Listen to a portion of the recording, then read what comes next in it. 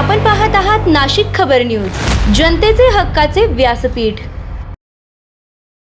नाशिक शहर आणि ग्रामीण हद्दीतून 6 महिन्यांसाठी तडीपार करण्यात आलेल्या आरोपीला गुन्हे शाखा युनिट 2 ने जेरबंद करत मोठी कारवाई केली आहे।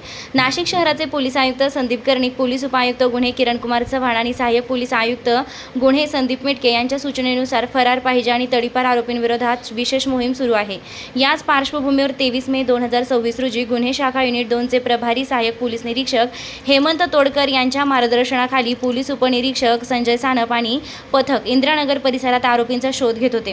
त्यावेळी गोपनीय माहिती मिळाली की तडीपार आरोपी ऋतिक साबळे हा राजीव नगरमधील प्रथमेश पावभाजी दुकानासमोर उभा आहे। माहितीची खातरजमा करत पोलिसांनी तात्काळ सापळा रचला आणि आरोपी ऋतिक गणेश साबळे याला राजीव नगर परिसरातून ताब्यात घेतलाय।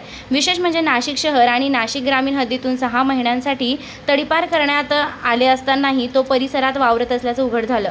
पोलिसांनी आरोपीला ताब्यात घेत पुढील कारवाईसाठी इंदिरानगर पोलीस ठाण्यात सुपूर्द केलं असून त्याच्या विरोधात महाराष्ट्र पोलीस कायदा कलम 142 अंतर्गत गुन्हा दाखल करण्यात आला। ही कारवाई गुन्हे शाखा युनिट 2 च्या पथकानं वरिष्ठ अधिकाऱ्यांच्या मार्गदर्शनाखाली यशस्वीपणे पार पाडली आहे।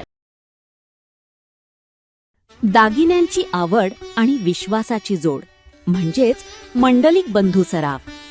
आमच्याकडे तुम्हाला मिळेल शुद्ध सोन्याची हमी आणि मन मोहून टाकणाऱ्या नवनवीन आकर्षक डिझाईन्स।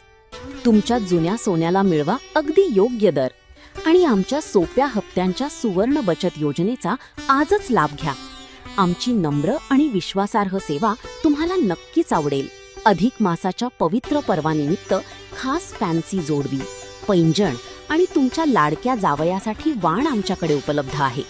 तसेच मन प्रसन्न करणाऱ्या शुद्ध चांदीच्या देवदेवतांच्या मूर्ती, पूजा साहित्य आणि भेटवस्तूंचा खास संग्रह एकदा नक्की पहा। उत्तम गुणवत्ता आणि विश्वासाची खात्री। आजच सप्रेम भेट द्या मंडलिक बंधू सराफ यांना।